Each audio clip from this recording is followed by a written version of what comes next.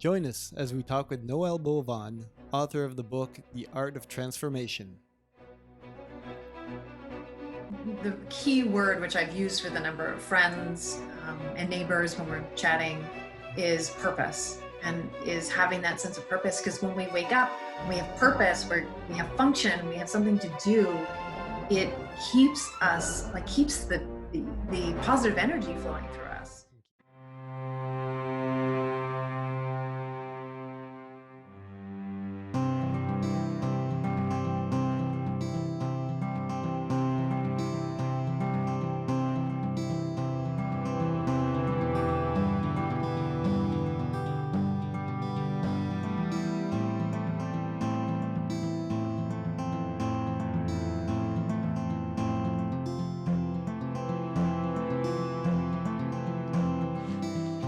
Welcome, everyone. Welcome to Talk with Claude. I'm Claude, your host. I'm here today with Noelle Bovon.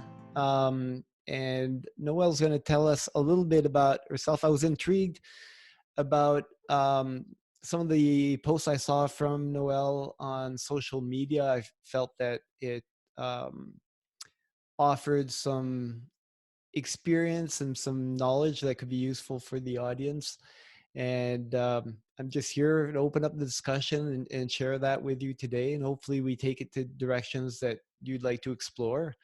And I welcome all your comments at the end, and we can certainly revisit this. And hopefully this will be a first of maybe a few interviews if you'd like to come back on the show after you've had further thoughts and things to bring. So Thank you. yeah. So there's a few people's, like, you're right in my community of Revelstoke. I've interviewed people in the States and in different countries and stuff, and I'm instantly attracted to people that show this kind of flavor of being an elder to the community. I can tell that you've had some experiences that you've taken the time to reflect on, and you have a book out that's The Art of Transformation, which to me is very revealing, because you're possibly pushed to transformation once you're confronted with uh, issues in your life, which pushes you in that direction, right? I know for myself, I've often said, as a young man, I felt very strong, and I was very lucky to have I think a lot of things go right for me early in life, and you feel very strong, but you're only strong in as much as you haven't quite been tested by life sometimes, and sometimes that's very revealing, and it forces you to transform.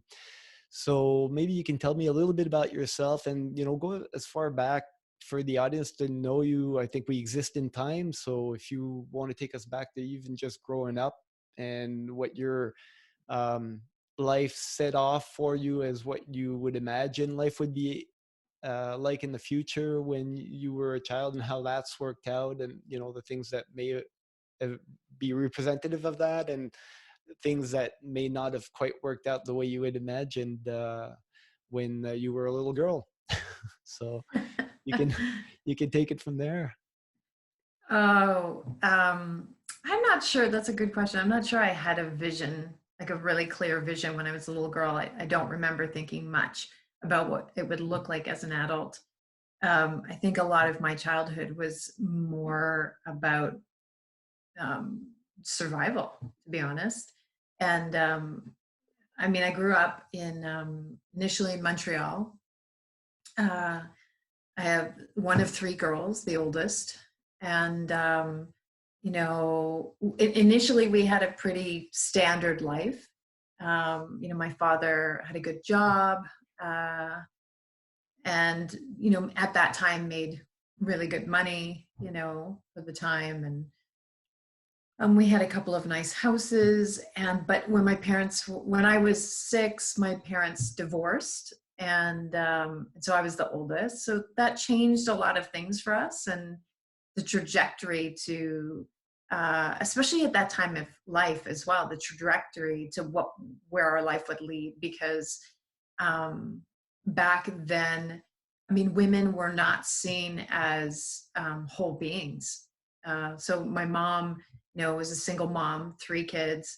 My dad was a professional engineer and was working, and So we were with my mom full time, and I remember distinctly when she was, or I don't remember the story so well, but I remember her telling me about this, that, she needed money. So she didn't have a car, and we'd walk down to go get groceries. So she had the three of us, we were young, and, and the bank was right beside the grocery store. And so she went to go into the bank because that day back then there wasn't debit cards and ATMs. So And I'll just stop you there. You're talking at a time when you were 6. What years are we talking about here? Unless you want to not reveal too much of your age, but just to put things into context, because oh obviously yeah, things have changed since the 70s, the 80s, the 90s. yeah. I'm 49 years old myself, so I've seen things change quite a bit, and so I know maybe some of the youth that might be listening to this know it kind of as a theory, but to really have it through the eyes of somebody who was there. So what years are we talking about there when your parents divorced? So it was about 1980. And, so in some ways, not all that long ago, but quite a Well, bit it's ago. It feels, I guess now, when I look at my life, it doesn't feel that long ago, but I guess it is quite a bit. There's quite a bit of distance there, but starting to add up for sure. starting to somewhere around there, somewhere around the 80s. So, and, women weren't independent. I mean, there's still not balance equality, but I'm not talking about that. I'm just talking about back in the time then. She like carts us down, to the grocery store or to the bank, and they won't give her money because now that they're divorced, all the money goes into my father's name, and she's not a person, at that time, like in the bank's eye, in the institution's eye.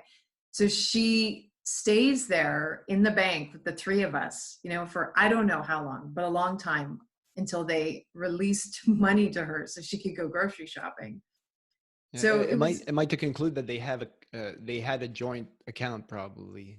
I'm not even sure if it was a joint Yeah. account. I actually think at this point it had been moved into her name, but now I can't ask my parents this Yeah, anymore, and I but realized you're fairly young. My parents got divorced around the 80s as well, and I know my mom had her own account, and that wasn't an issue. But joint accounts, if in case of a divorce, gets complicated for sure. But we yeah, can I talk think it about was, and I think money had actually been moved into an account, but they wanted to hold it for 30 days because she was a single woman. that. Oh, okay. Something along the lines like that. Anyway, I think that my mother met a lot of challenges, raising three young girls. I imagine, like anyone who gets married, she imagined that she would be with my father. They weren't, she hadn't anticipated divorce, and there was a lot of hurt and pain, obviously, as comes with divorce. And at that time where there wasn't a lot of independence for women or opportunities for women. So I think there was a lot of challenges for her. And I recognize, she probably lost herself for sure in trying to raise three kids and trying to, keep us healthy and fed, and a roof over our head. And eventually she started drinking and she became an alcoholic, and and I think she lost her sense of stability. I mean, one thing I do know about my mother is she loved us a lot. um, but growing up in an alcoholic home just made it challenging through adolescence and teenagehood. And yeah, so there's I really am grateful for both my parents, because their decisions made me who I am today. So, even with the challenges, my father moved back to Switzerland when I was younger too. So my mother was truly on her own um, for a number of years before he chose to come back to Canada, or could come back to Canada with his work. Um, yeah, so it was an interesting time, which just meant, if I define my childhood, it wasn't very stable. There was a lot of up and downs, a lot of downs, a lot of challenges for my sisters and I, and we moved a lot. Do you remember the type of responsibility that might have been put on you too as the oldest child in that situation? I know a lot of, oldest child in cases of divorce kind of take on a parental role way too early and put a lot of weight on them, especially if the parent's alcoholic. Then it's really hard to relate with an alcoholic because you're talking to the alcohol half the time and not the person, right? So Yeah, yeah, for sure. I was, the responsible one. I remember staying home. Maybe I was like 11 or, probably 11 or 12, staying home because my mother had to go to work and my sisters were sick. So needing to, help out and take care of them. Yeah, I remember, I mean, I definitely became the caretaker and the responsible one, how'd that which I, did that mhm. affect your school as well? Yeah, I mean, school was challenging for me. There was a number of things, events that happened when I was young that had some traumatic events, so that like even when learning and having the cognitive ability to be present with that was really challenging for me at that time. And then taking on, the role of taking care of my sisters and supporting them in a way that I was trying to just be responsible, definitely lost my playfulness and my youth young. And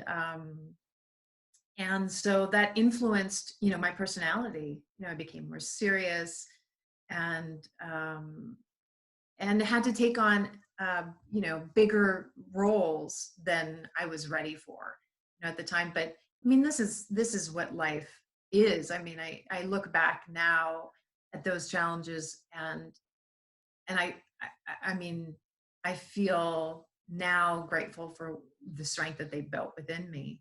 Definitely, it's brought a lot of challenges over the years, but I I I think it was in my early 20s, I realized I had to stop blaming my parents for my reality, for my life. And I had to start to see that they had done the best that they could with the skills that they had. And, um, and growing up being, in challenging times with a lot of responsibility, um, gave me, for whatever reason, I took the perspective of bigger picture than just thinking about myself. Um, so, Yeah, no, those. I find people that have gone through those kinds of challenges as a kid tend to go one of two ways.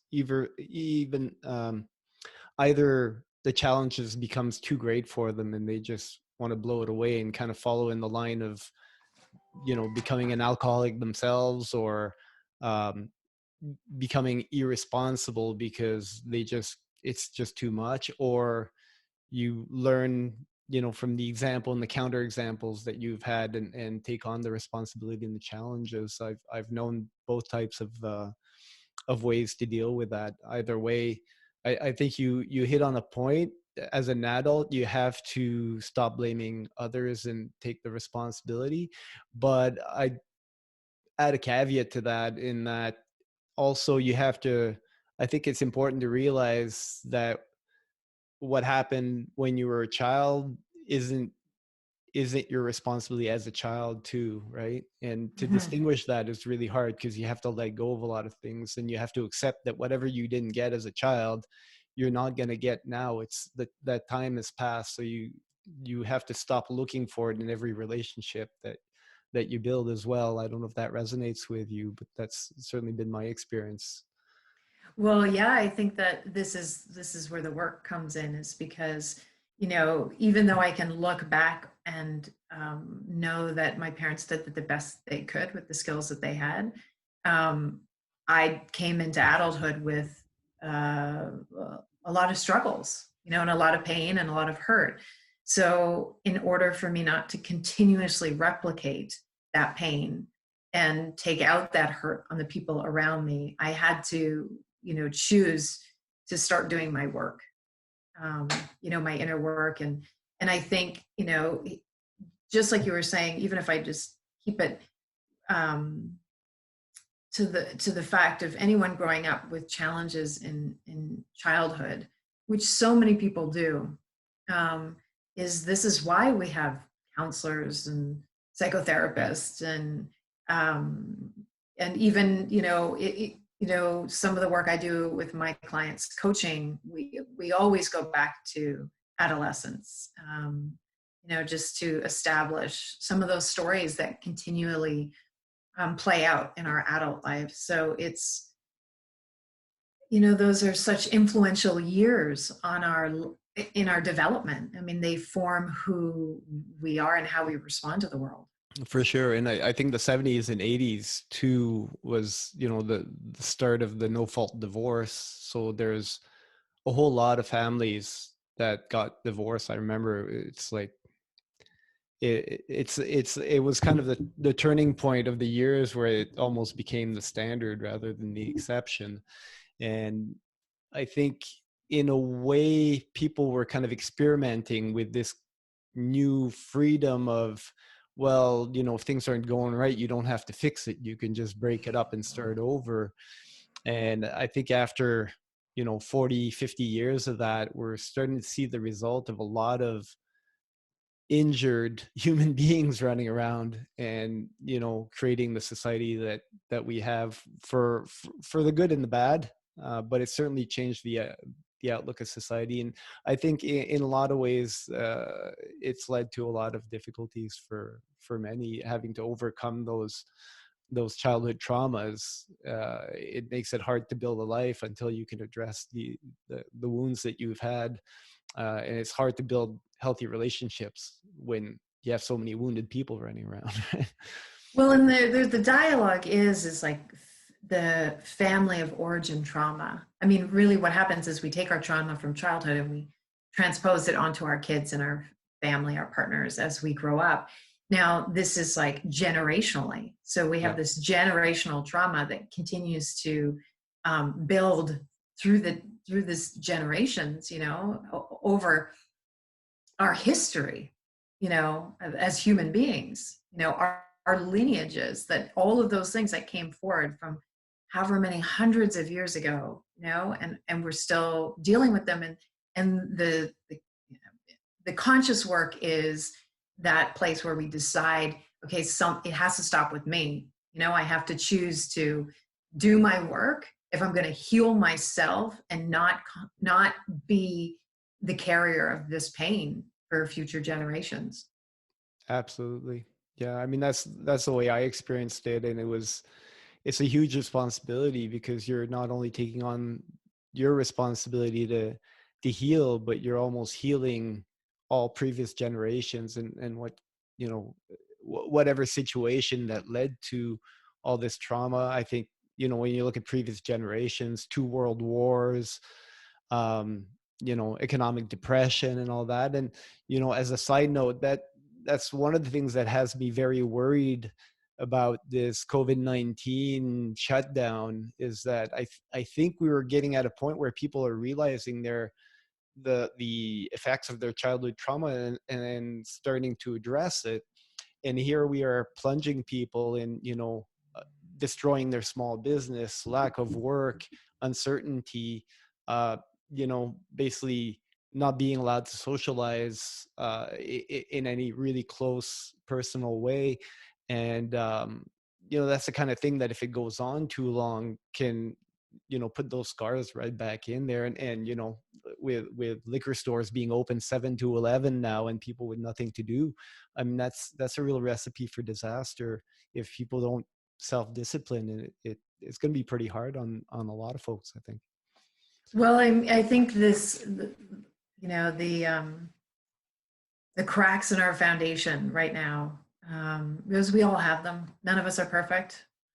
We all have pain. We all have been hurt. The cracks in our foundation are just getting bigger because of the current situation at hand.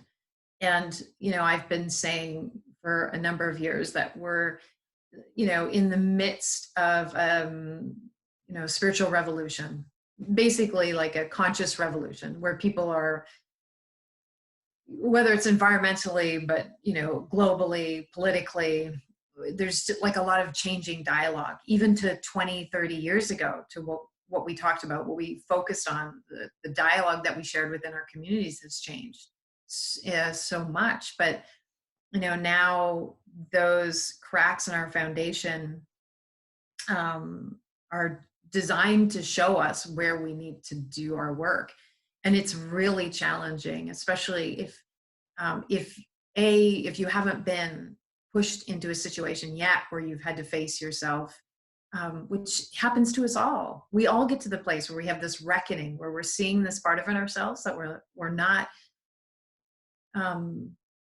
really happy to see, and we're dealing with our own challenges of being ourselves. No, that's for sure. I mean, it's a hard thing to have to visit your shadow self, right?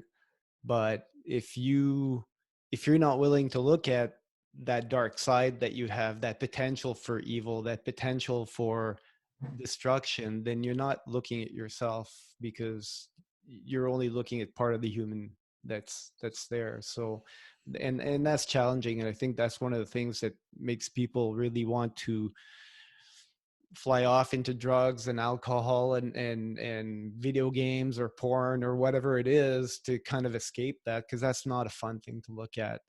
um, the economic downturn of 2008 2009 was kind of key for me. I went through a lot back then that at the time was really hard, but it really helped me to prepare for what's going on now. And so it changed my way of thinking, it changed my values. And so I think right now I'm in a pretty privileged position, having my family whole, having knowledge to grow my own food, having put in place a lot of relationships that are really helpful right now.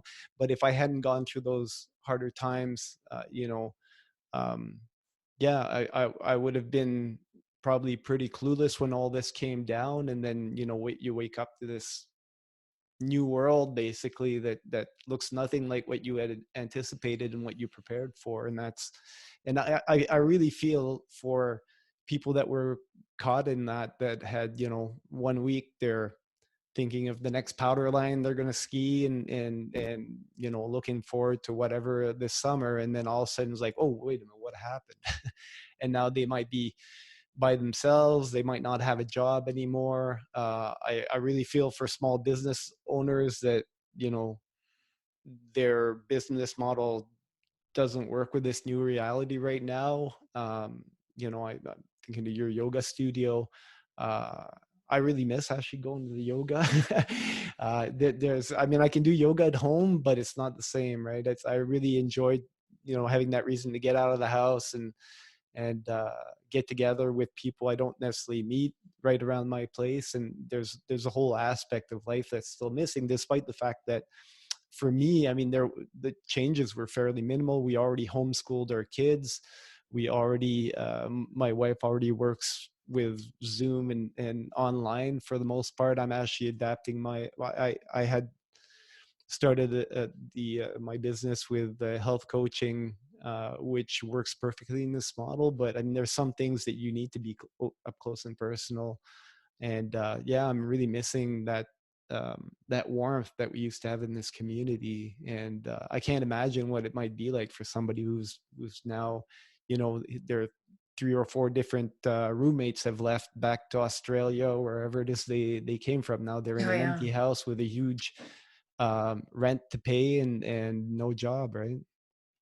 Yeah, it's challenging times for so many. I mean, I think that um, if you're, which there's so many of us that have lost our livelihoods, um, it's a challenging time, and nobody could have prepared for this. I mean, this wasn't. We can prepare for challenging times, but this is like nothing we've ever experienced before in the generations pretty much that are alive now. And so um, it's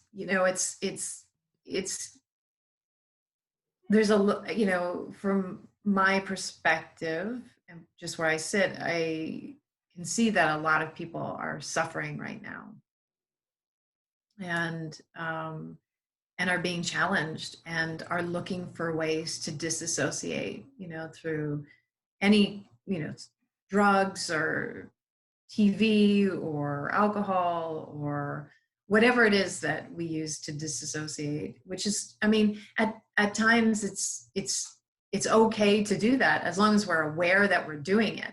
I mean, as long as we're conscious of what we're doing in that moment. But, in a time when people are being asked to stay at home and not socialize, it's that socialization community is like the pillar of our health. Yeah. It's like engaging with people is part of, and one of the courses I run is it's one of the three pillars of building a solid foundation.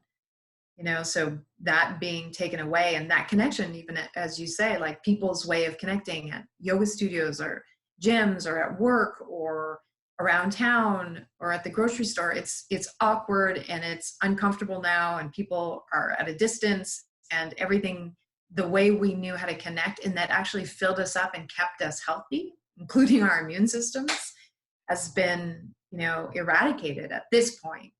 So Yeah, I mean, it's obviously, and like as a health coach, one of the things I really like to focus on is my training as a health coach has a lot to do with nutrition, but the other aspect I was studying is cognitive behavioral therapy, because through my own experience, I realized it's really hard to correct people's metabolic health if you're not addressing they're dealing with stress, because those endocrine systems come in, those stress hormones kick in, and they'll reverse everything you're trying to do with diet. They'll reverse everything you're trying to do with exercise to a certain point. So you have to address, the physical activity, the nutrition, and the mental health. For too long, I think the health system likes to separate systems, like they're all independent, but they're all interlinked. And if you don't address them together, you're not really making any headway. You'll replace one problem here with another problem there, and you haven't really solved anything. The other thing too that I think isn't being talked about a lot is, with this sudden restructuring of society, people have a sense of themselves. I think in the last couple of decades, we've really put a damper on the idea of this sense of hierarchy. It's always talked about somewhat negatively, but there's a hierarchy of power. That's one thing, but there's also a hierarchy of competence and sense of self, and kind of place in society where people who have worked hard to establish something that's really appreciated by their community have a very deserved sense of what they've accomplished and what they bring to the world. And like even to become like an elite skier, or to become to build a business where multiple members of community go and appreciate, that gives you a sense of purpose and a sense of who you are by what you do. Also, you cancel all that. I mean, it's one thing to have a couple of weeks vacation, but when you start to look forward and not see when that starts up again, or not see how that fits into the new mentality where people are going to be afraid even after they're permitted to get close to each other, or they're going to be afraid to get close, or they're going to give up certain things. And I think that has a huge psychological impact, especially for people who have been working at this one thing that they want to get good at or excel at, for 10, 15 years, and also to see it completely vanish under the feet. I mean, that's a hard blow. So I don't know if you can talk to that, but that's, in as far as the art of transformation, that's definitely where you need to redefine yourself, I think. Well, I mean, yeah, we all see that everything is being redefined right now. Just a few things, fundamentally, no matter what happens, what I do know is our connections to our community and our physical contact is really important. And we will have to get back there. Despite everything else that will change, which is unknown or unseen at this time, but being scared of each other is not where we're going to build healthy communities, healthy life within ourselves, we need to watch that fear and really manage it. Be self-aware enough to see our own fear. And so this is, just touching into that. And and the other aspect of like how so much of what so many people have worked for has disintegrated, for some completely, for others for the time being, for others indefinitely, because we don't know what the future is going to look like. I think the key word, which I've used with a number of friends and neighbors when we're chatting, is purpose, and is having that sense of purpose. Because when we wake up, we have purpose, where we have function, we have something to do. It keeps us, like, keeps the positive energy flowing through us. It keeps We're the excited. alcohol at bay. Yeah, it keeps, exactly. We're not like using things to fill ourselves up, because we're using our purpose to fill ourselves up, right? And so maybe you didn't have purpose before this, but I think this, regardless, will be like a magnifying glass on what it is that feels purposeful in your lives. And I hear this through dialogue with friends, is a lot of people are just talking about how they can see how certain things in their lives weren't serving them, and now they're ready to let those go. And they can see also what was serving them, and they want to move towards that. Now, we don't know how we're going to do that, in this new world that's going to be unpacked here. But without a sense of purpose, even right now, like waking up and having something to do, something to look forward to, or some kind of drive to create something new in your life, it can feel really dismal. I mean, if you've just lost everything, I do have friends who are single and at home and had a great career and lost it all, and now they're at home and they're thinking, what do I have? Like, I don't even have kids to keep me busy, and it's not that they want kids, but they're everything in what gave them purpose, it totally shifted.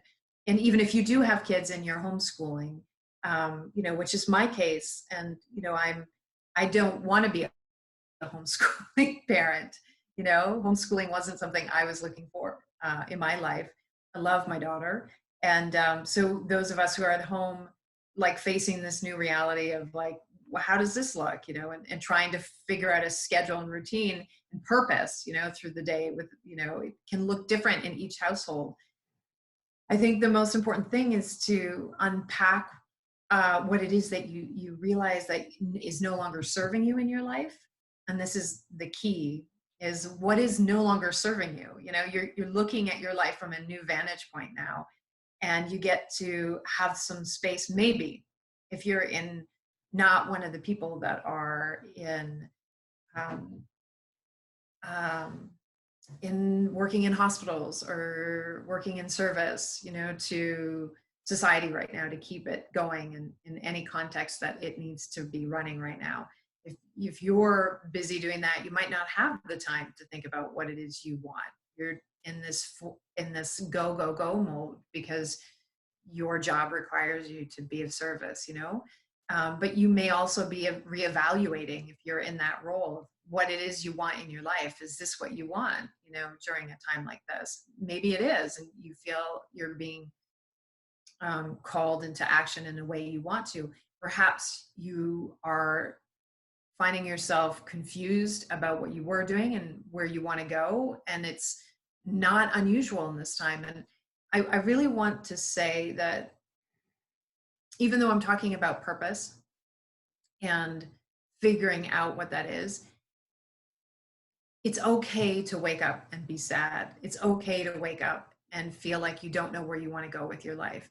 It's okay to be struggling right now. I think the worst thing and the biggest disservice we can do to ourselves and to others is to expect happiness and positivity in times that are really challenging. And so if that's what you need to go through right now, please give yourself the space to go through that. The desire to be happy or to have a vision can just swallow you up, especially if you're feeling pretty negative. And if you need help, seek out help, reach out to friends, reach out to mental health providers that can help if you're challenged there. But, in a time of finding purpose, purpose comes from a deeper place within. And you touched on something about like using work, having purpose when you go to work and feeling like that helps define who you are. And, in my own work, maybe a few years ago, 3, 4 years ago, I had to accept that I love my work. I feel really privileged to be doing what I'm doing, and it doesn't define who I am. And so, in that awareness, I had to understand what defines who I am. And it's, my relationship with myself that defines who I am and gives me purpose versus some outer accomplishment or, something that I do in the world. I do like to be of service, but if I'm trying to be of service to receive accolades, it's that is trying to fill up from the outside in versus the inside out. And so being of purpose really comes back to who are you and what fills you up from the inside. So, what relationships are serving you? What are you doing to stay healthy? Mind, body, spirit, right? The whole union of the body. Yeah, and I'd say, and I'm going to tread on maybe on dangerous waters here, but there's also a difference I see in the feminine and in the masculine as far as the relationship with self. In that, I think the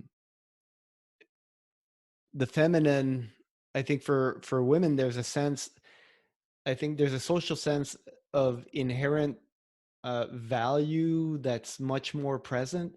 In men, I think there's a sense of value through duty that is way more present. And I think the masculine has to learn to value himself for himself a bit more, because in these times when you're basically, out of work, locked up and out of purpose, if you don't have at least a minimum of self-value and self-respect, it's so easy to take it downhill and just, zonk out on whatever the drug of choice is. And Mhm. for women, I think have been learning this in the last decades, where, well, you can break up your relationships and become self actualizing and build stuff, but that means you have to take responsibility for all of that. And I think the women have done a lot of work in that sense, but the men have not so much let go of their sense of self through their work or through however they identify. And as a man, I think it's a lot harder too. And I had to go through it because I was in the hospital actually in the fall with an autoimmune disease that got me in the Kelowna hospital for over 3 weeks. And all of a sudden Wow. I'm like, immediately my instinct is to shift to, well, I'm just like a dead weight for my family now. I'm not producing anything, and they have to provide for me, and it's psychologically really, really devastating.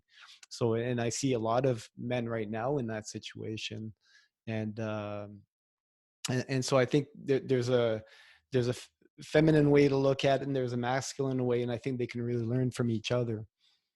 Oh yeah, I think culturally, I love talking about the masculine, feminine because, well, culturally, we're in an era of where we're recognizing that we've been kind of ruled by the shadow masculine, Mm-hmm. and so the masculine is not bad. The masculine is really important, just as the feminine is really important.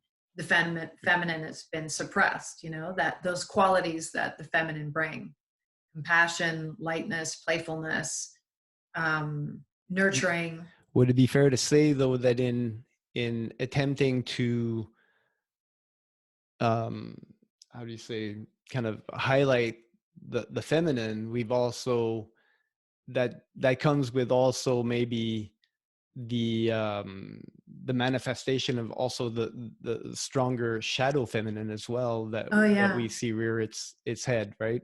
Yeah, and it's life out of balance, when I mean, we got the scales, when we know something's out of balance, it never like comes back, there isn't, it always is like the It goes scales through the are, center point at high speed, doesn't it? yes, it kind of, but I don't feel like, I still think we're strongly in like a shadow masculine culture, but at the same time is we're hearing, we hear a lot of dialogue from women about masculine or, about being challenged by men or maybe in negative ways. And I think really what we need to do is come together in unity and figure out how we can support each other. And that the masculine is really important and the feminine is really important. And this is within each of us individually. So we each have feminine and masculine traits as sides of ourselves. And, for me in my own life, things got way more challenging when I went into work, into career and started to strive for accomplishment because I went way more into my masculine, became really driven, cold, not super playful, strong. While those traits are celebrated in men, they're criticized when women demonstrate it. Well, And one thing evolutionary biology will tell us too, and why it's so accentuated in men, is because generally women reward men with sex yeah, that have those traits, right? So all the men that didn't have those traits were kind of bred out of the gene pool yeah, in a way. yeah.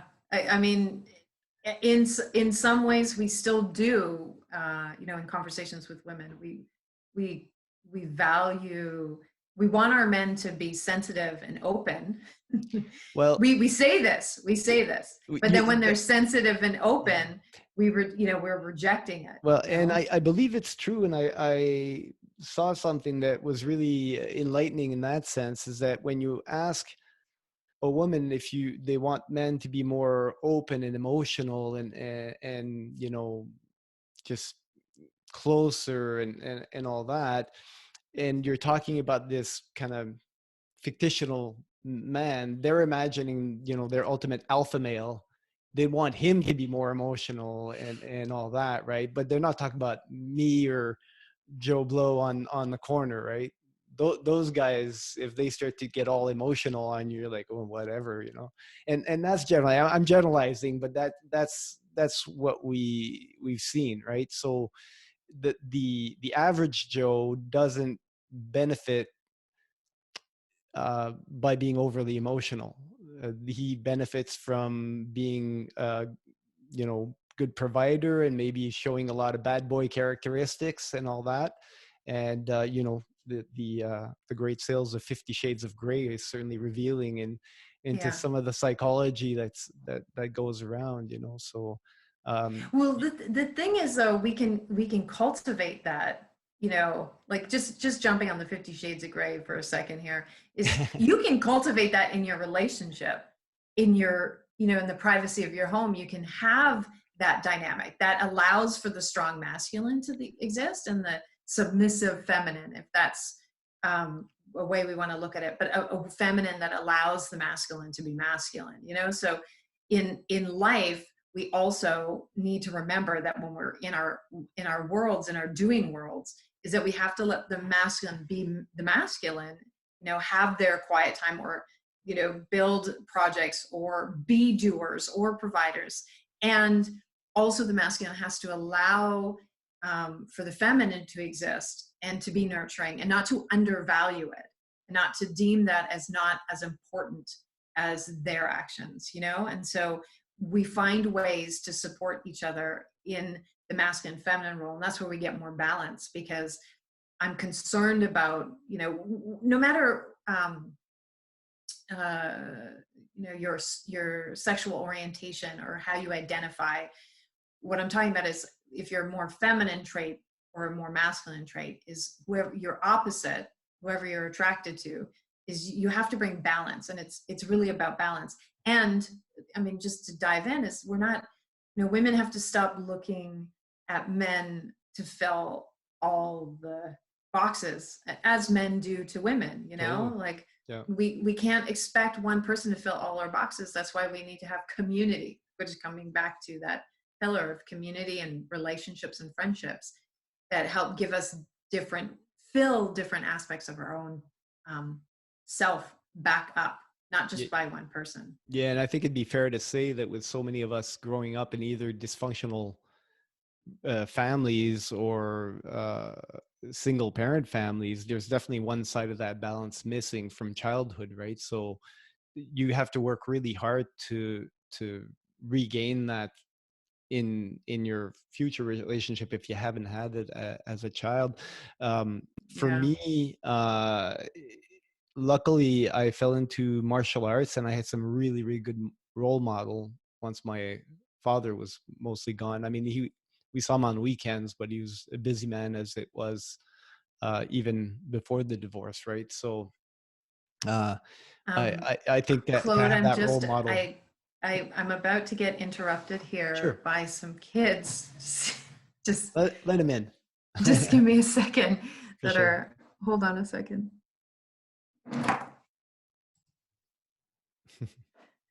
Sorry, I was watching the neighborhood kids try to peer around to see if they could social distance play with my daughter. Nice. Yeah. Yeah, no, so I was saying in my case, I was lucky enough to actually have those father figures come into my life through my martial arts instructors. And I think that's really important. And I think you probably provide some of that modeling for people who need it as well through your work. And you say your work doesn't define you, but for sure you're at least lucky enough to have work that you've built in a model that at least corresponds to some of your values, right? A lot of people go out there and they do work that for the most part goes against their values, but they have to earn a Yeah. paycheck. And if we didn't have those people, I don't think the world could work. I don't think the electricity would turn on when we flip the switch, or that things would get delivered. And God knows I've done those kinds of work as well. And if you don't find what resonates with you through your work, then hopefully you can do it through your hobby or whatever. But it's important that you stay true to your spirit as well, no matter how you choose to do it. Well, and there's so many people that do enjoy their work. Do enjoy showing up for jobs that I wouldn't enjoy. Because they want a secure job. They don't want the responsibility of having a business. They want a steady paycheck, and they're maybe in the wrong role. Maybe some people are finding themselves in the wrong position right now where they're not finding something that fills them up. But not everything has to be like this huge sense of purpose when you go to work. The purpose can be more simplistic, as long as you have other things outside of your work that are filling you up. And I think this is just going to help recalibrate certain folks.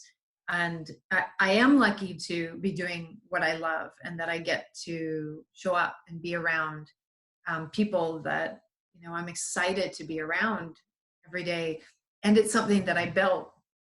And I'm, for whatever reason, kind of my inner compass ever since I was young didn't subscribe to traditional work environments, and led me on a really unique path. And so it just kept being redefined through age, but and it continues to be redefined. But I think that um, and I just want to address that we, for those of us who have lifestyles that have seem really curated, and um, kind of envious to watch like how that was built. It wasn't built overnight. It took years and lots of taking risks, whether it's financial or career risks, or family risks, societal, socially, to get to where people are, to create the business and the work that they do. Yeah, I mean, I have a tremendous amount of appreciation for people who build businesses, because that was somewhat frowned upon in my family. And I think I would, I mean, I'm starting to do it now, but I'm 49. And I think if I had had a different influence as a child, um, I had some real personality to do that kind of thing. But yeah, better late than never, I guess. And I think there's a real underappreciation. Perhaps it's because of public schooling or for whatever reason, but there's this idea that yeah, you go to stage 1 of school, stage 2, stage 3, and then you get a good job and get a pension, and that's kind of the mold that we put most people through, and then it's the exception that somehow break out of that and build something new. But if it wasn't for all those entrepreneurs having these crazy ideas and taking all the risks, I don't think we'd have all the diversity and stuff that we have in the world today. So I'm good on you. What you just said actually leads into my next question really well. So if you could tell us what some of the foundational moments in your life journey that have led to who you are today. I find for my own life, things sometimes, whether they go well or not, they tend to stagnate for a while. And then this event happens, maybe that you didn't predict, or you did something and it didn't work out the way you thought. And then it changes your life forever. It kind of molds you. It challenges you to either sink or swim. And if you could tell us a little bit about that at a very personal level, that'd be great. Well, I mean, like all lives are built on stories and experience. And, I think um, one of the things that I hear from my readers or people that I've worked with one-on-one or in groups um, is just when we share our story, how it creates this connection that you realize you're not alone, and we've all traveled these really diverse roads. I just ran into someone on the street the other day who was like confessing her story, and then she was like, I can't believe I just told you all this, you must think horribly of me. And I said, no, not at all. It doesn't bother me in the least. It's an interesting, and it makes your story, your story is beautiful. It's pain. It's full of pain, and challenge and beauty and excitement and joy, and so like all of our stories. And I think, as I was talking about for me, is I just really came from a place of where I didn't have that emotional um, support or guidance in my life. And I felt very alone and confused a lot of the time. And having mentorship that was much needed. I did have a couple of teachers in high school. I was in the outdoors club. There's an outdoors club in my high school. Back then, there was funding for it. They used to run What these high school programs. was it? It was in Mississauga. It was called Arundel Secondary School. And anyway, I Hands up had to Arundel. it was such a phenomenal time. I mean, now that I look back, but at these two teachers that were running this outdoors club, and we'd go to Algonquin Park, to go camping, for a week, or backpacking or canoeing. And then they created this program that, the school board supported, which was an outdoor education program, which was a semester long program. And you stayed with the same group of people and you had to apply for it. And, you did environmental sciences and geography and English and outdoor education and all these components to it. And these teachers were these two men, Mr. Like Paul Von Bulow and Frank Sambles, who I still am in contact with. They're the only teachers, frankly, that I remember their names. And they were just such lovely men, right? They were, kind and generous and gentle and supportive and education based. And they're the first people that saw potential in me and supported me. And so it was a really important part of my journey, experiencing that and going through that in high school and having that outlet. And then, from there, I went into outdoor education. And so I started guiding, actually. I started leading expeditions. So I would do river and mountain trips, expeditions, like month long. And I was working for this company called Knowles, which is the National Outdoor Leadership School. Yeah, And I I've had worked, a few friends work there. oh yeah, they're phenomenal school and education base, and they do wild trips. I got to travel all over North America, leading expeditions, also based on like teaching lots of interpersonal skills and then hard skills, the technical skills of being in the backcountry, and whatever modality that the expedition was founded around was teaching you the skills so that you could literally go out and do these things and recreate on your own after.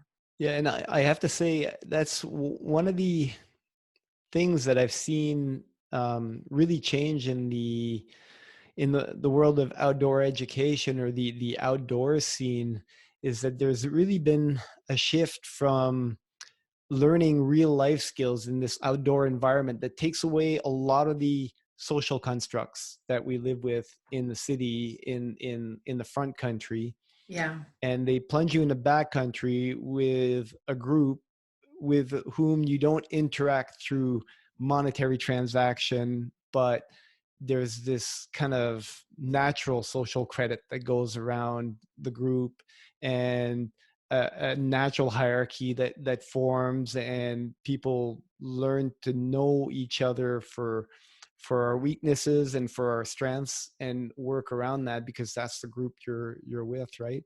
And what I've seen from I worked for years in the outdoors. I worked for over 20 years as a raft guide, river guide. Myself, I had a small climbing teaching company for a while, and I taught at the university and in the army. And what I've really seen is the shift to this kind of ski-borne climbing. It's all this kind of flash, all based on immediate performance, but not the whole relationship that builds within that. And I found that a very sorry, very sad state of affairs, actually. And that's one of the things that, for as much as I enjoyed running all those rivers, but it just became kind of this fast food business because that's where the money is. But um, it really, really left me lacking in what all the potential that was lost in that transformation, for sure. I don't know if you've had the same experience, but Knowles actually was a great example, I think, of having the experience be extremely holistic. Yeah, I mean, I just think there was so much value then. I mean, leading trips and being, just like you said, tossed into a community, but you're automatically with people you don't know, you don't have relationships with, and the means of developing your society is based around developing skills and communication, essentially, in education. But and I think that was really informative, and I think that's a huge value. I mean, I think about now, the things I used to do that we never took pictures of, and we didn't have Nobody had a camera on their phone back we didn't then. have a camera on our phone, and it was starting to come out, but it wasn't the same. And, so there's so much that, I did that wasn't published, or, like constantly like, check out how cool I am, And you know what, Noelle, I think a picture wouldn't do it justice, because you can take a really beautiful picture of an outdoor scenery and a group of friends, but that kind of invisible relationship, work that you do, conflict that you come with, and how you have to resolve it, so you resolve it and you deal around, all that doesn't show up in a picture. And I think that may be very well why those things were lost, because once we focused on how things looked, instead of, it's like looking at the cover of a book and never reading it, Yeah. basically. I mean, I think we just have to be aware as a culture, now, as we're like forced to stop, is what are we putting our priorities on?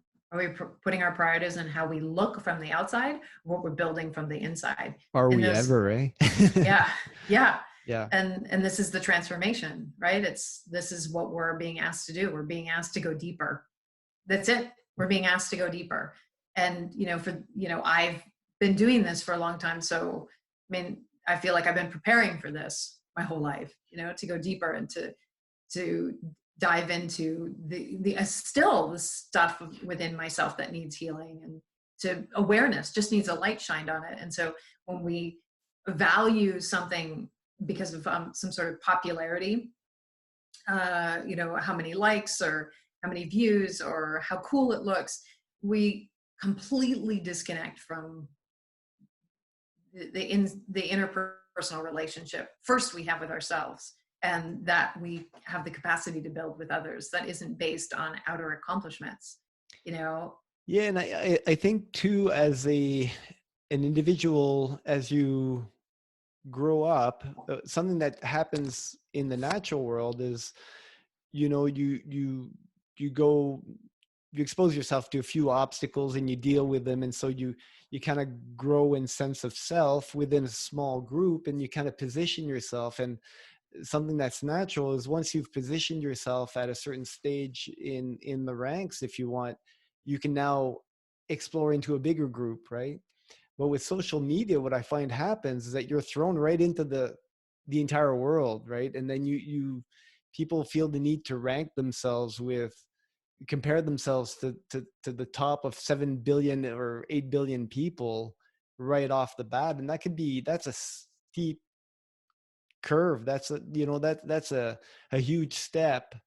And so there's a real, I think that gets people overly focused on how they seem, and all this fakeness, and they don't give themselves the time to really find out who they are and how they're doing inside, and they disconnect from themselves to appear more, because it's such a huge, it's like being an amateur boxer and getting thrown into a UFC title fight. It's just not, it's not, it presents you with a picture that's not fair.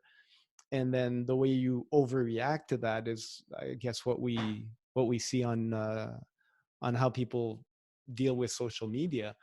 But if you're given the chance to interact with a small group and make your way in steps that are adequate for you, I think you gain a lot more from that, instead of doing this all or nothing thing. Yeah, well, I mean, it's just tempting. That's what's being provided constantly in our focal point. It's like whatever's taught to us as children, whatever our families are doing, is what we learn. So it's really tempting to subscribe to the ideals that social media is providing, and it takes discipline and self-awareness to choose to go in a different direction, to choose to do it because it feels good versus something you feel like you should do to look good. Yeah. Now, what were the things that really helped you, well, first realize all that? Was it a progressive thing, or was it like a given event? And how did you go from working on yourself to feeling, now that you have a coaching business, you offer yoga, mindfulness courses, retreats, and all that? So how do you go from having a problem, realizing that you've got a lot to work on, going through the process of fixing yourself in a way? And I know it's an ongoing process. That process is never done, but at some point you've gained the confidence to go from that to, well, I can not only help myself now that I've made these realizations and I can see how it's worked for me. Now I can bring that to the world and help others. Was there somebody that was doing what you're doing now that did it for you, or how did it come about? No, I have to say that a lot of my journey has been self-directed. I haven't witnessed a lot of people doing what I have been doing. Now online, there are other women that I follow that do the work like I do, because I find that gives me more strength, to see people doing similar things to what I'm doing. I've always kind of, my family used to say I was like a black sheep, but I wasn't. I just They used to say didn't. the same thing about me. Would you be surprised? I think it's just like that, choosing to do your own thing, and choosing to not subscribe to social norms is I think what set me apart. And, in my life, so I had a bunch of challenges, as I talked about, but then, a few things happened that like dramatically changed my life, where things fell to pieces. And that was, I was, leading expeditions and traveling all over the world and the places I'd always dreamed of. And I sustained a back injury that was debilitating. And I could no longer do the work that I had built myself up to go anywhere in the world, to get any contract that I wanted. Can you tell us a little bit about the injury, a bit more in detail? Well, I'll keep it simple, but I sustained a lower back injury. It was like, it wasn't like through a direct impact. It was, I think, something that happened as a teenager when I was like lifting at work. I had this job that was quite physical, and but really, lower back on a psychological realm comes from like not being supported. And so just not having that support growing up, it transferred to my back. I didn't see it like that at the time, but over years and over the style of work I was doing, it just became in chronic pain, unmanageable, unable to walk. And it happened, after a really intensive summer. I worked a 3-month expedition in the Yukon and Alaska. It was really intense. I had some really heavy loads that I was carrying, and I think it just destroyed my back. And so I had to shift the paradigm to what I was doing. And so as I was doing that, and making changes, in my livelihood, in my life, and the things that I had found so much purpose, because, doing those things made me feel strong and confident. And I associated my self-worth with being able to do those things. And so when that came falling apart, shortly after that, my father was diagnosed with cancer, and we went through, a year of treatment, and he passed away, and I was with him when he passed. And so that was a big event in my life for a number of reasons. And there was some trauma in it, and there was a lot of challenges, for family reasons that were behind the scenes. And so that really rocked my world, and didn't, and kind of shook my foundation enough to, even dive deeper into my own work. And then I was in a long-term relationship that wasn't serving me. And, I had to find my way out, and it was really challenging, because I didn't think that I was deserving anything better. Yeah. Can I challenge you to go into some detail about that at all? Like when you talk about your relationship with your father, or the family relationship around the time when you lost your father, people can understand the concept, but it's still very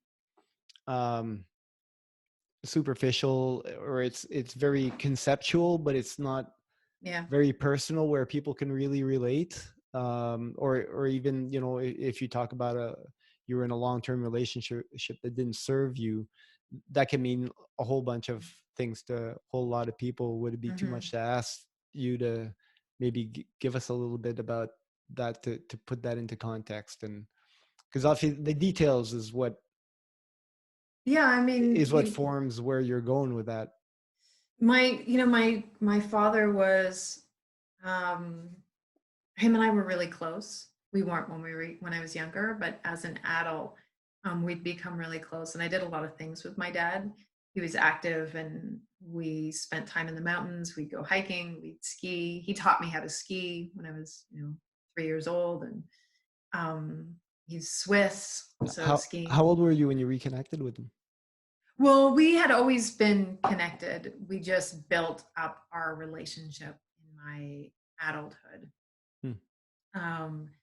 because I could see a little bit more clearly. I mean, my mother was really hurt by him and upset, so she would say things that made him look bad. Whether or not they were true, it affected our relationship, because I was, I didn't trust him, or I was upset with him, or it didn't feel safe, So when I was an adult and could start having conversations with him and start healing that part, we were quite close.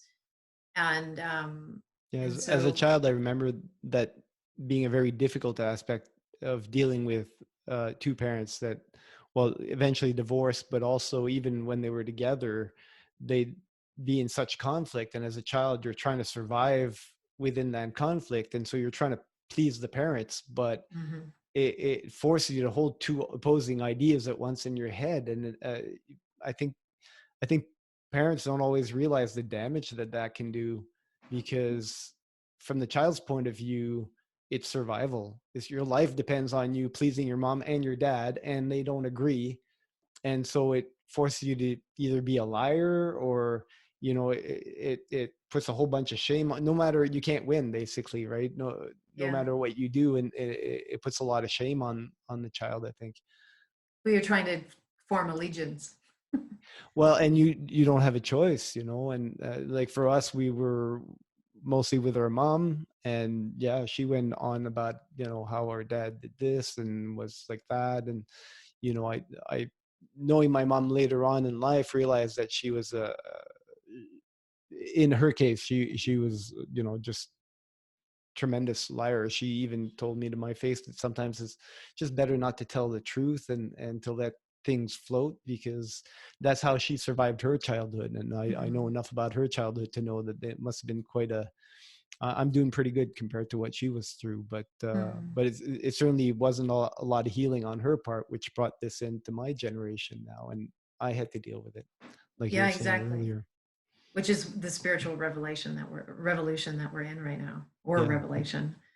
Um, I think, yeah, so I think that, parents do things because they don't know any better. We do things as humans because we're doing our best, and so, with those type of that relationship that my mom and dad had was challenging. And so when I was old enough to form a better relationship with each of them individually than I did, and my dad was an important part of my life, because he was my dad too. I mean, challenged because I did different kinds of work than he would like to see me doing, but and couldn't quite comprehend or wrap his head around. But um, when he was sick, he like anyone that's sick with cancer, he did everything to um, go through treatment. And even when it started looking really dire, I flew with him to Switzerland because he needed to take care of some personal business in Switzerland. And he also wanted to say goodbye to people and get a second opinion from, the Swiss medical system is different than the Canadian. And they do have a holistic approach, different than we do in Canada. It's just a different system. And so, um, but when we went there and he saw the doctors there, he realized that, the doctor said that there was nothing else that they could do. And so, he spent the remaining of the trip, just saying goodbye to people. And we were traveling around, and I guess we were probably there for 2 weeks or something. I'm not quite sure. And he was sick and he needed injections every day, so I was giving him injections. Can't even remember what it was at this time. Um, and we came back, and he just went downhill really fast. And he was at home, and my sisters and I would come and stay and support him. um, One of my sisters had moved to Calgary at that time because they were in Calgary, and I was living in Revelstoke, and so I was traveling back and forth. And I have a much younger brother that was still living at home with them, and my stepmother at the time. But it was really challenging. It was a really challenging time, and his relationship with his wife, my stepmother, was challenged. She was Did, a challenging woman did, herself. did you find a definite transformation in him or in your relationship with him, from the point where he knew, like death is imminent now?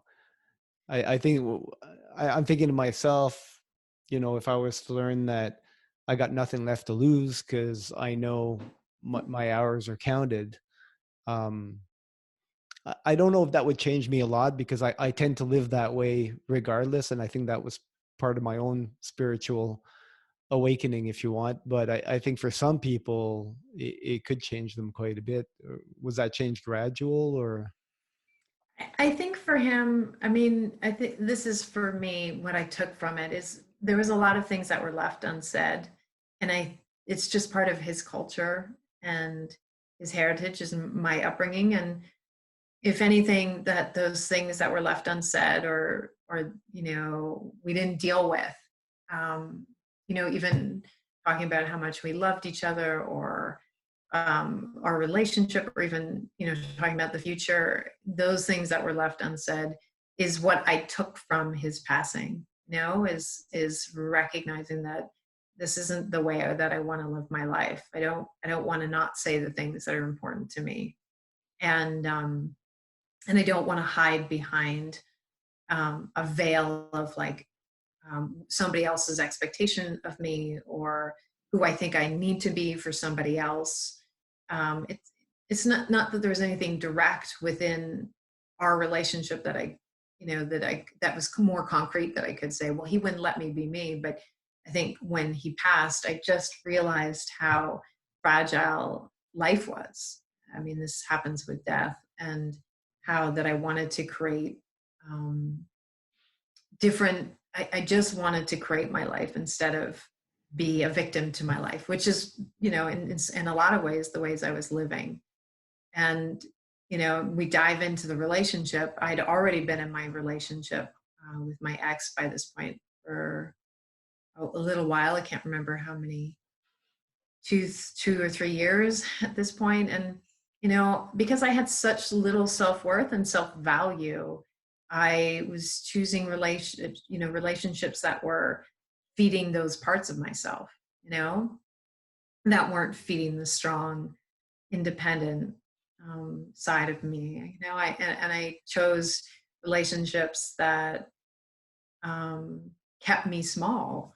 And so when you're in a relationship like that, when you go into a relationship like that, it's hard to change.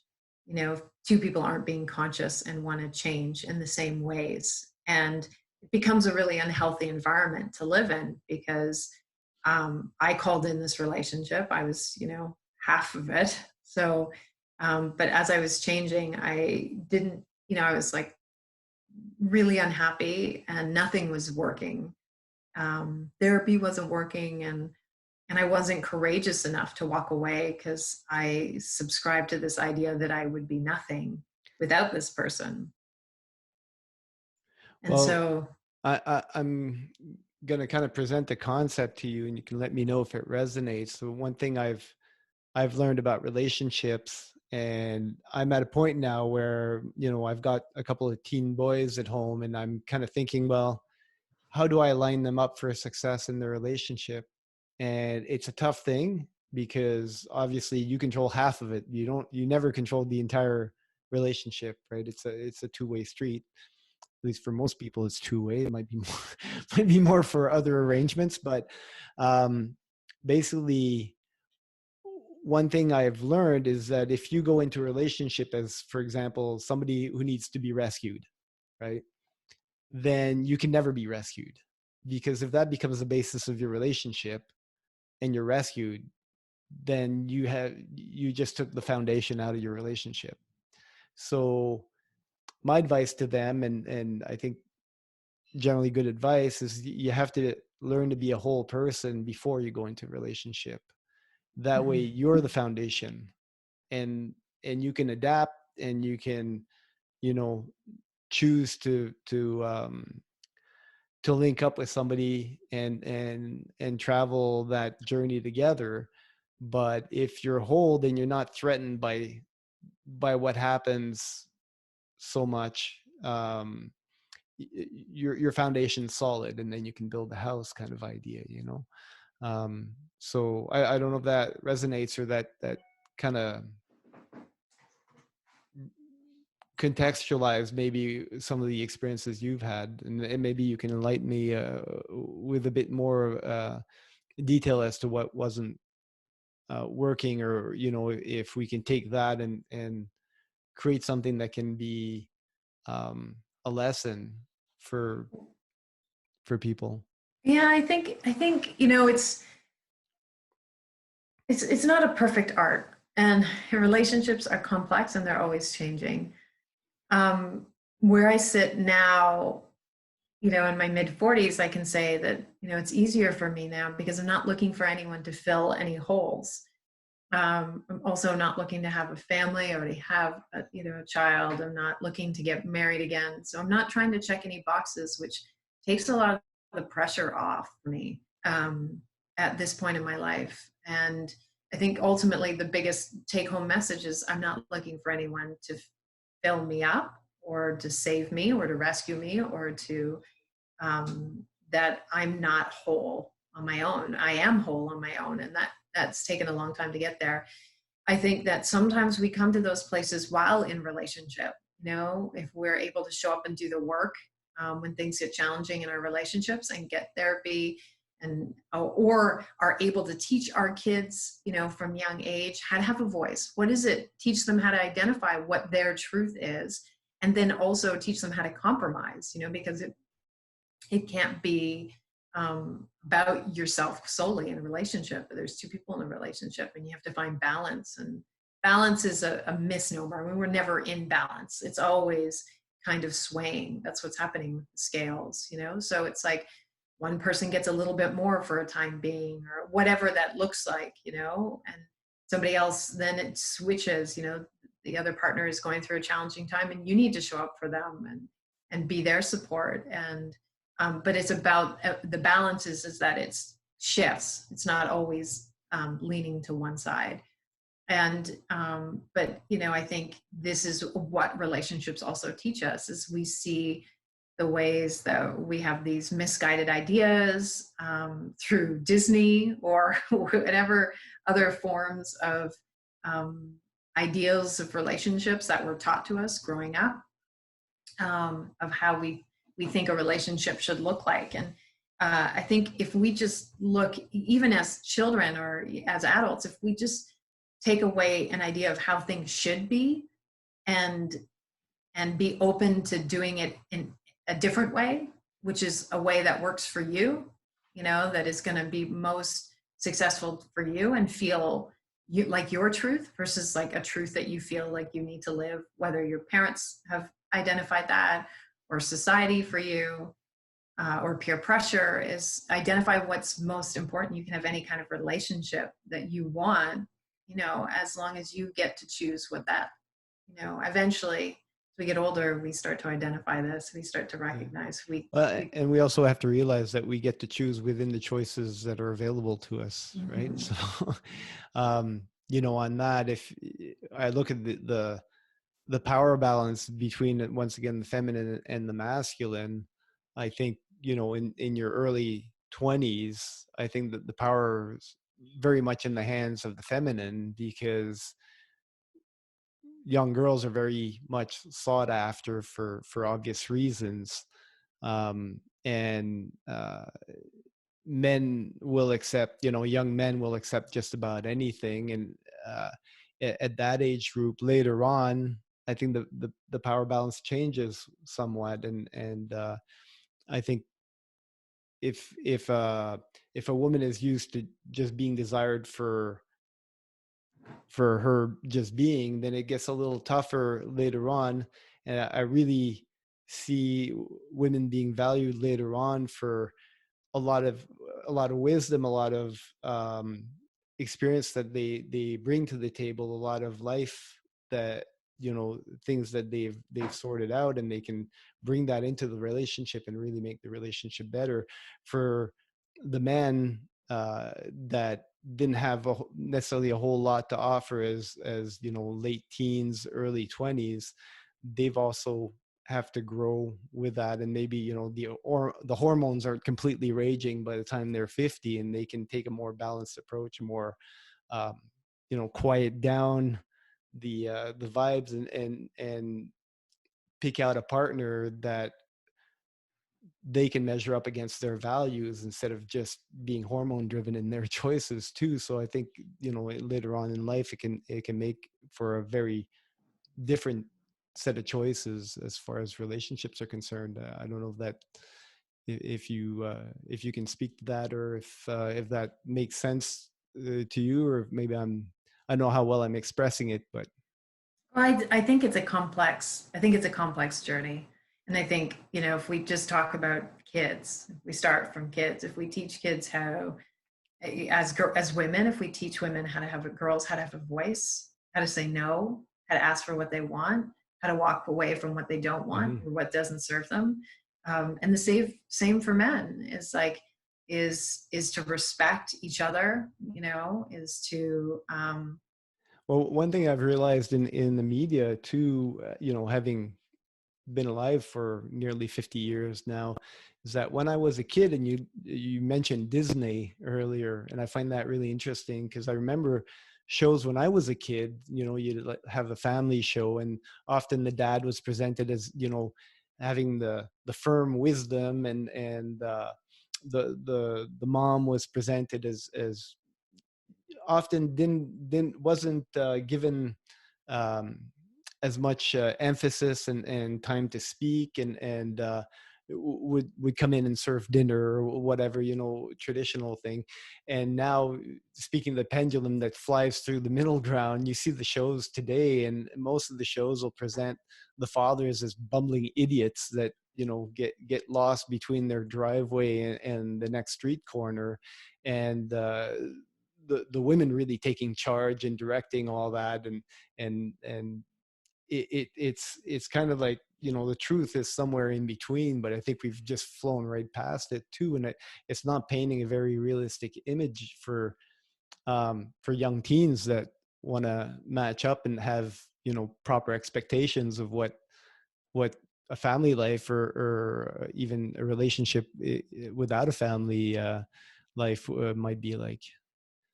yeah. I mean, it's like you said, it's very complex, and I think it's only something that we can either emulate in our own homes as to what a healthy relationship looks like. I mean, it really comes there, and in order to emulate a healthy relationship, we have to actually work on having healthy relationships, and getting help in any way we can outside of our home, because I think so many people are worried about the idea of having therapy or getting support, but it's key to having outside perspective.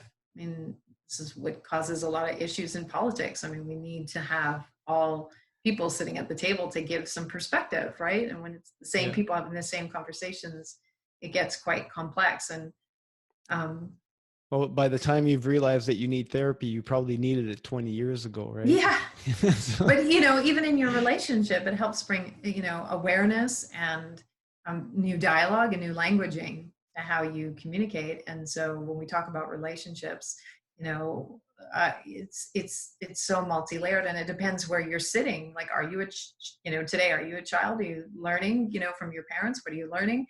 Are you in your 20s and trying to figure out this dating thing, as an adult? Or are you married? Like, are you working through your relationship?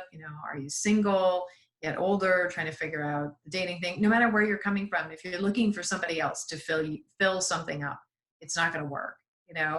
And to take care of things in your life, to constantly do things for you, whether you do, instead of you doing things for you. And this is what it comes down to. I mean, transformation is really about you taking ownership over your own life, and accountability for your own life and for your own wants and your own desires, instead of imposing those onto somebody else, which is, takes a lot of self-awareness to see the ways in which you do that, which we do that.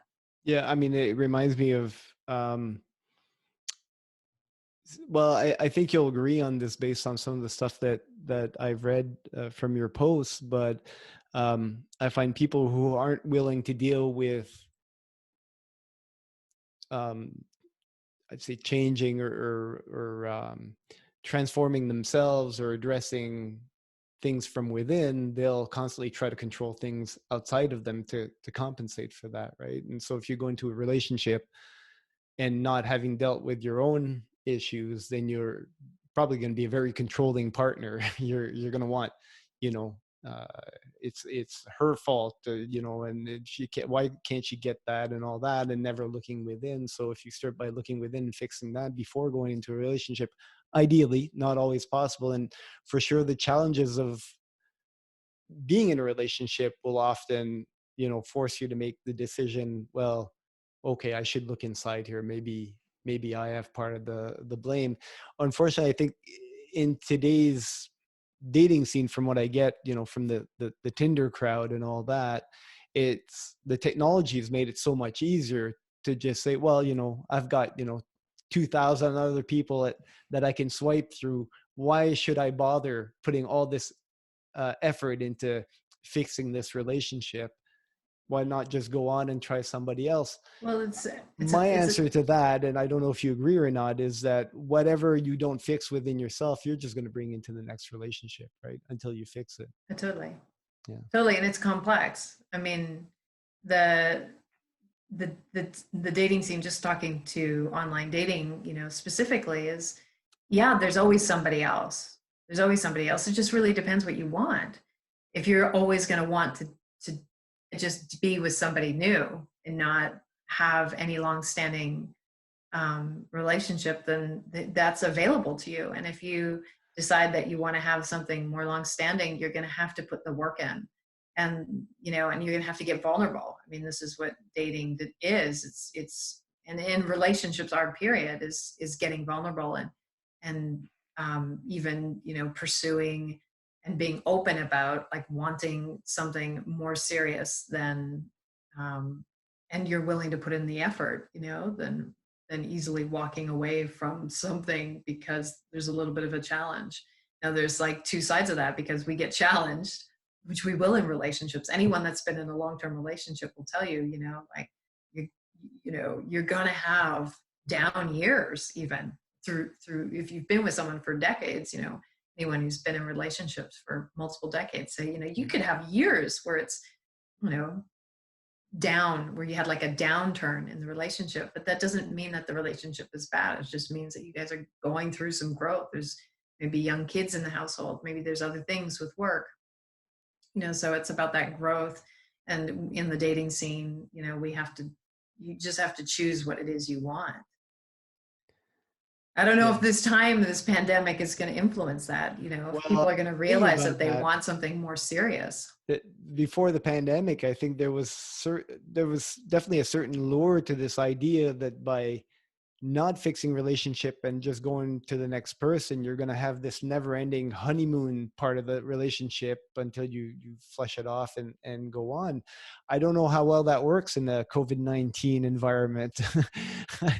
I think, yeah, I mean, if, this is one of the things that's actually funny to me, because you have an entire generation that didn't seem to care all that much about protecting themselves, you know, through the possibility of AIDS and gonorrhea or whatever it is. But you present them with the statistics with COVID-19, and all of a sudden you can't even get close to people, let alone kiss them or go to bed with them. So it's yeah, it's a bit of a confusing new environment for sure. And I certainly don't envy having, you know, wanting to go on the dating scene right now. And I have many friends that are in that situation. Myself, I'm 20 what are we 21 years into our relationship, and what you said is very true. I mean, I dealt my partner had a very deep depression postpartum of our second child, and it was a 10-year recovery,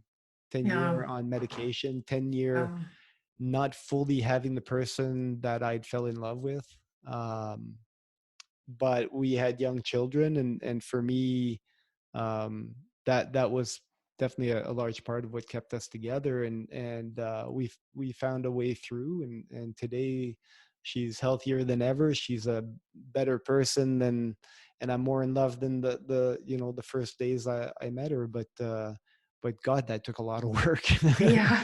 And it's not a sprint either, it's a huge marathon. Like it's yeah, but if you're willing to do it, I think there's light at the other side. And if you feel the need to go on, I think one thing I learned recently is relationships end. They either end because you end them, they'll end in death, but all things come to an end. And so um, you do have to do what serves you, not necessarily in the moment, but you exist in time, and I think you have to do what serves you throughout that time, in keeping in mind that you exist in time, and you possibly have a future, and you definitely have a past in that full context. I think too much, we on the one part, we try to get people to live in the present, but that doesn't mean ignoring that you have an existence, in the past and in the future as well, that you need to consider in your actions and your responsibilities. um so moving on, when did you start your business, and how did that go about? I mean, that must have been a good, like, quite a step to make that transition and build what you did. Can you tell me a little bit about that time and how it's evolved since then?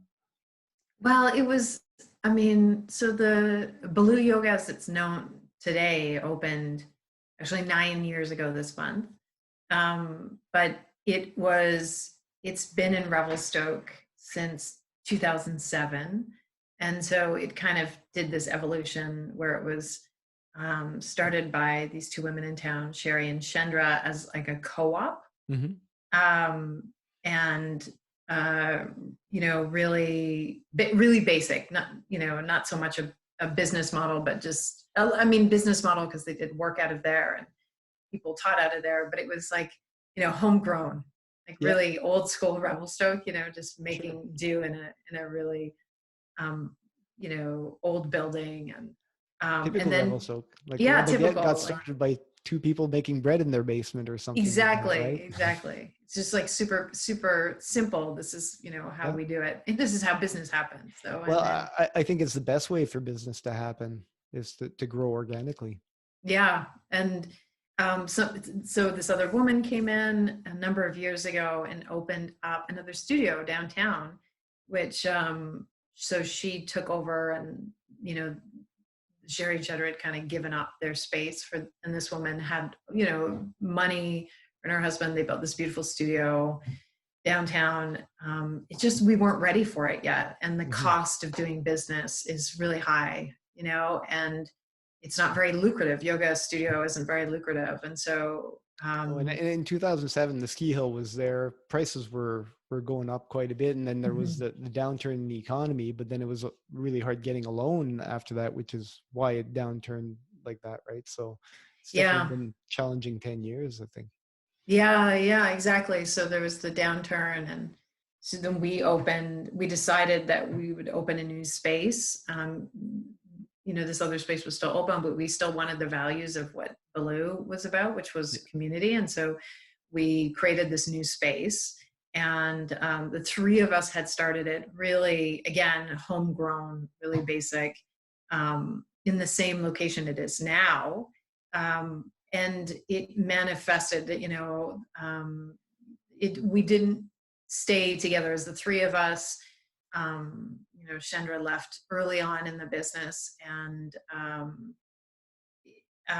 then Sherry and I continued, and then grew it into the bigger space. We renovated and grew it into the bigger space it is now.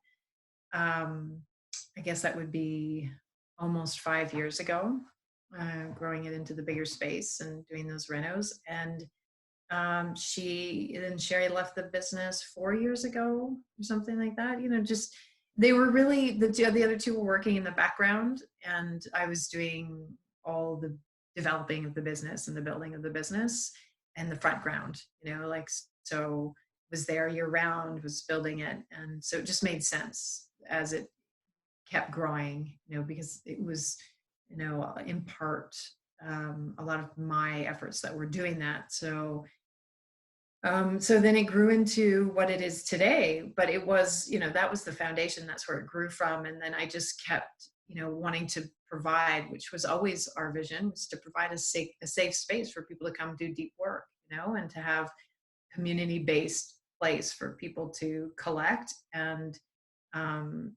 just like visit with themselves, on their mats, move in their own bodies, reacquaint with the inner workings, the inner dialogue happening in the body. And so that's where the studio came from. And that's what motivated me to continue doing that work, is to continue building a community-based business that was about self-awareness, self-growth, showing up when it felt great and showing up when you felt like you had nowhere else to go. And a number of people in this community have come and talked to me about how that space has been a savior over the years, because there was nothing else here. We kind of led the market in health and wellness. We built it. It was built on teachers wanting to show up and do deeper work. And yeah, and I mean, you really have to believe in it,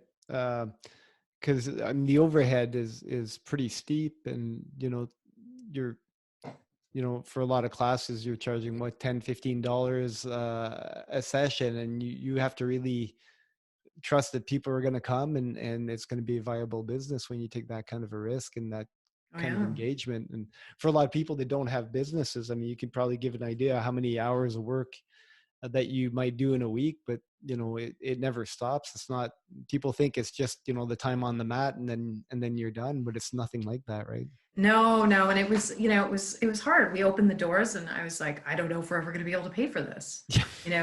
Like, am I going to be able to pay the lease? Am I going to be able to, I made all these financial commitments, renovation costs, twice, and, lots of changes. And I didn't make money for years, like it was a passion project. And people forget the business owners have their own bills to pay as well. I mean, you still have a rent to pay for yourself. You have your home to take care of. You have kids, and it was full on. It's been really challenging financially over the years to keep a space going.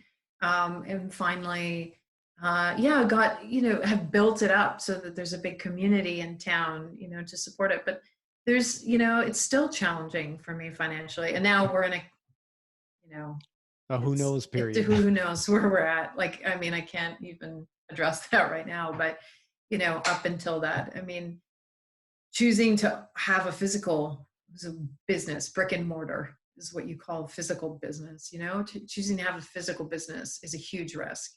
And to pay the overhead for that and your own place. My overhead monthly is quite large because I've got 2 spaces, that I got my home and I've got my business that, that everything has to be paid for, and just to hold that space. And then you have to have some money on top of that, it is really challenging. And it goes back a little bit to what I was saying before. The brick and mortar space, you're basically setting yourself up. I mean, it's hard enough. You're competing within the community of Revelstoke. Basically, there might be other studios opening up, and you kind of position yourself in that, and you compete to try to offer the best service you can for the best price.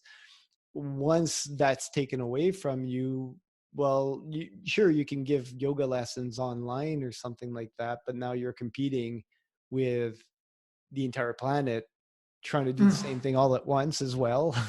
So it's really and there's already established online classes. Like, there's already companies that have built that platform. Yeah, and it's not the same thing either. I know for myself, my wife does her yoga online right now. For me, it's not.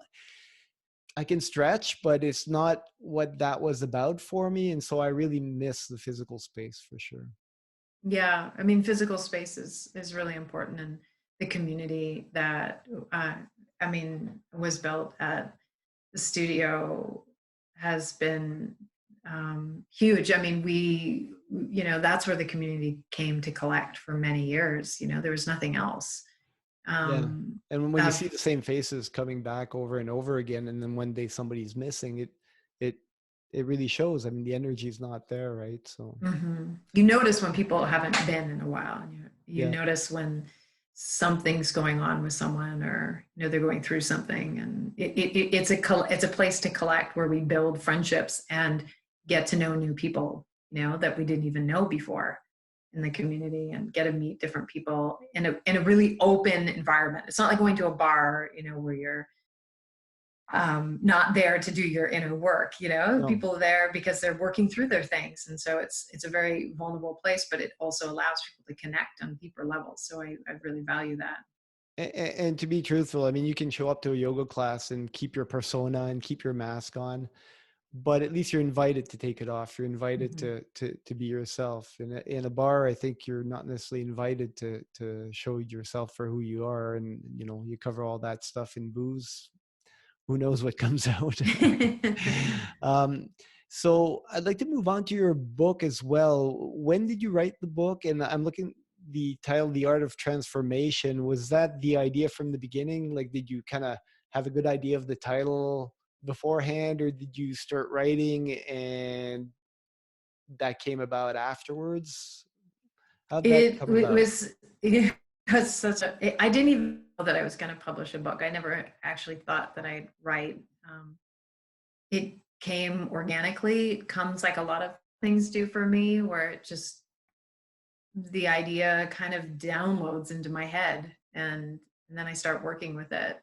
And so it was like over a 2-year process of writing, and I did not have a title for it. I did not know how it was going to look. But then when it came together, and I wanted it to be easier to digest, chapters, I wouldn't say that they're easy to digest, but I'd say that it's a shorter, each chapter is a book unto itself, essentially, because you're Yeah. just getting these snippets of information that you can unpack at your own rate.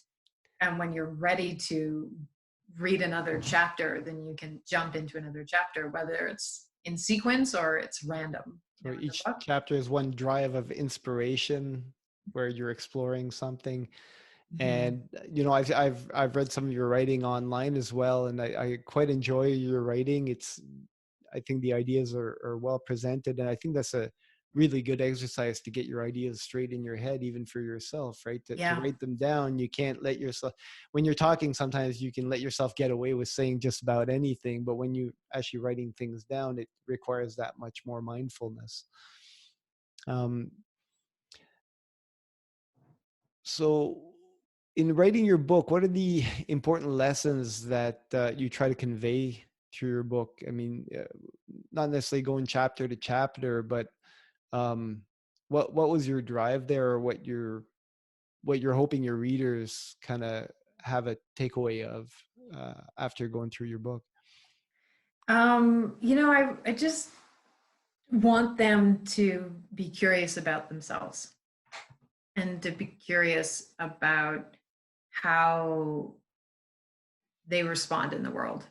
I mean, this is really what it comes down to. It's like being willing enough to look at ourselves, and um, in the looking of ourselves, we get to examine the ways that we interact in the world, and what's serving us and what doesn't, which is what we're talking about during this time of isolation and the pandemic. Is so yeah, to help give people tools to not, indulge too much in the negative thoughts, and help people find ways to be kinder to themselves, and um So, are those the things in the concepts of your book, or are those also the things that you find that you need to remind yourself of as well? Because it sounds to me like you wrote the book not oh yeah. necessarily so much for an audience, but for yourself to start with. Yeah, So it's a I mean, I think anyone who writes, and I've heard this, from writers who write fiction as well, is you're telling a story that you're a part of in some Mhm. capacity, and it's part of your story. And I think, uh, no writer, no spiritual teacher, um, no counselor, no therapist is figured it all out. We're all still figuring it all out. I'm definitely a work in progress, but um, I feel like, being able to articulate in writing has given me more accountability for myself, and allows me to take space to think about what it is I'm actually thinking about, you Right, know? right. And I mean, this is why journaling or note taking is so important in our lives, because to be able to write it down and to put it into a formula that we get to actually think about, and a formula being like seeing our thoughts and what it is that they're telling us, and do we actually believe in that? Because, we'll be telling ourselves all kinds of things that we don't actually believe in. And Yeah. so hopefully my writing helps people navigate that and see that even within themselves, that the only person you can control is yourself. I mean, I can't control, that was a huge learning for me. I used to try and control everyone, and it wasn't working, you know? No, and you spoke to your childhood wounds too, and that's very typical.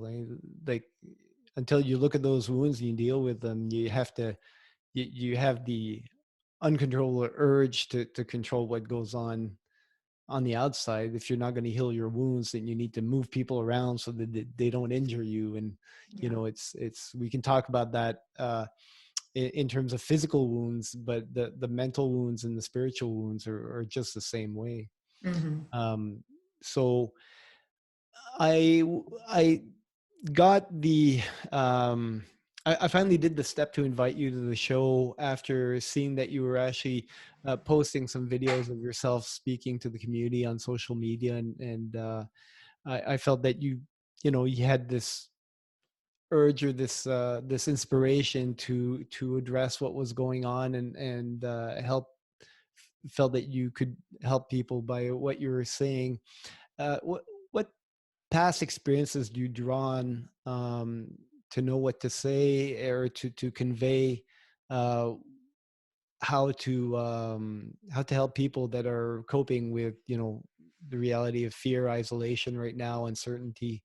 And I guess it's a message, and I know when I do it, it's a message that I'm actually very much talking to myself and trying to remind me of those things as well, and I think it'll serve others. But what what past experiences do you draw on, and what are the messages that you'd like people to know right now? Well, I mean, I draw on my failings, essentially, there's, I mean, countless, times that I've fumbled socially, or said the wrong things, or did things that hurt me, and then hurt others. And so, I mean, those are like foundational learning imprints that have been like, set into my core. But, when I think about, what I want to say in these times, I really think about what I'm experiencing, what I feel in the world, and even though those past experiences have, created some kind of wisdom that, I feel called to share, but it, ultimately, my messaging is about, you know, being kind, because if we're not able to be kind to ourselves, really be kind, like watch the ways in which we criticize ourselves and critique ourselves and judge ourselves, then we just do what we're doing on the inside out, So if we start to like self-examine and evaluate the ways that we do that to the inner world and become more kind, literally when we become more kind to ourselves, we are able to actually present that behavior outwards. It's so easy to fixate on the outer world, and it's important to nurture your inner world. I mean, this is just what we have to do, especially at this time. So when you want to make like change, which we're all talking about in the outer world, when we want to make change in the outer world, we have to start with our inner dialogue, with our inner world, with what's happening. If we want to see change in our communities, in our lives, in our careers, it has to start from the inside out. We have to stop trying to make other people wrong, and be critical and judgmental of other people, and not tolerate their failings, you know what I mean, and start to create space for ourselves to see the ways to accept failure in ourselves, and to learn how to pick yourself up, because this is so key. I mean, we're so angry so much of the time because we don't know how to pick ourselves up, and we're upset with being hurt, and we're upset with our failures, and we're not um, compassionate and kind because we're trying to be perfect. Well, yeah, and I'm seeing this manifest in a very obvious way with what's going on. One thing that seems to keep coming up on my feed is those snitch lines where people are making an obsession instead of looking inwards and seeing what they can do to help themselves. There's this real, I think the system very much feeds on this fear and having people looking out the window and checking out what the other guy is doing or the other neighbors are doing, and pointing out everything that they're doing wrong with never looking inside and seeing how they can help themselves, because it's obviously the path of least resistance, at least in the short term. So it's really good to have a counter narrative to that, and I've seen that in a number of your posts, inviting people to. Well, and what's happening is we're uncomfortable. Sorry, Yeah, I think we're getting uncomfortable. We're really uncomfortable, and when we're uncomfortable, we want to take that and push it outwards. I mean, that's our response. That's our response mechanism we have. And it takes so much discipline and self-awareness to get uncomfortable, and then to get quiet and to sit with that discomfort, and to, instead of projecting it outwards, to settle it like a baby, to soothe it, and to self-regulate, and so that we can see where that's coming from and what is making us super uncomfortable. And the only thing we can truly change is ourselves. And when we're projecting and trying to hurt or discipline other people, we're just creating more pain in the world instead of more love, which is infinitely more supportive for growth, and for ourselves and for others. Is putting that love into the world. The only way we can do that is starting with the inside, with coming in, and instead of like this getting uncomfortable and wanting to push it out and blame other people and blame policies and blame systems and attack people. And it's tempting. It's super tempting. I know it is. I understand it. It's really easy to indulge in. It's another way of disassociating, because we don't have to experience what's happening on the inside, because we get to tell people how to deal on the outside. Yeah, and if we feel horrible inside, it's really easy to lash out, right? You just Yeah. want to relieve that feeling any way you can, and we do it with the people we love. We do it in our families, and obviously we do it in our communities when things go haywire.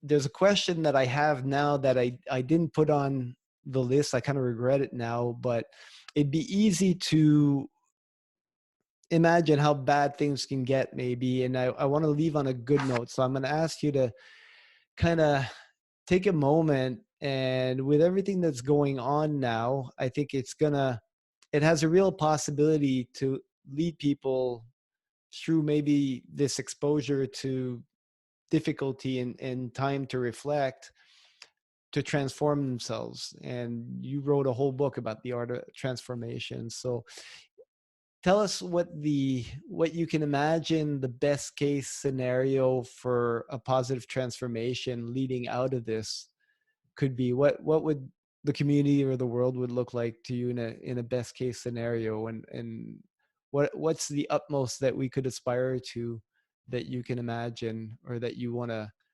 bring as an image, if you were gonna say, well, once you hit kind of that rock bottom and there's only one way to go is back up, what does that look like after, on the other side of this? Well, Or I maybe. think there's so much potential in curating a world that we want to live in, and is like how, instead of um, seeing the bad in people, is choosing to see the good, and to see the ways that they are showing up, and also to be more supportive within our communities, because it's within our families, and it elevates from there, within our communities, and it pulses out. We always have this really narrow view that we don't have any impact. We're not making I'm just one person. I'm not making a difference. And we make such a difference in somebody's life when we show up and we say, in some way, like, I see you, and um, tell me your story, you know, tell me what you're struggling with, tell me how I can support you, you know, um, to find ways to show up for each other that are based in being generous with our time, within reason, but being generous with our time and our resources, um, and a collective coming together, instead of this separation, this idealizing, which we were talking about, like images or ideals Well, to outside me, of ourselves. I've really noticed the last, I don't know, at least the last 10 years, probably before that, but especially the last 10 years, a huge polarization in people, where it seems that there's no more middle ground. You either have to be in camp A or camp B, and you can't, you got to accept the entire story of camp A if you're in camp A, and the entire story of camp B if you're in camp B, but you can't really take for one or the other, or how dare you even question the storyline of your camp, and it's very, very dividing. So definitely, if that's an image that you have, that people can actually come together and actually debate ideas without, trying to knock each other's block off, that would be definitely a step in the right direction. I mean, this is so key. It's like we can have an opinion, but we don't have to tear somebody else down to have our opinion. Somebody doesn't have to be right and somebody doesn't have to be wrong. We can look at each other and ask, what is it that your ideas are bringing? And what is it that my ideas are bringing?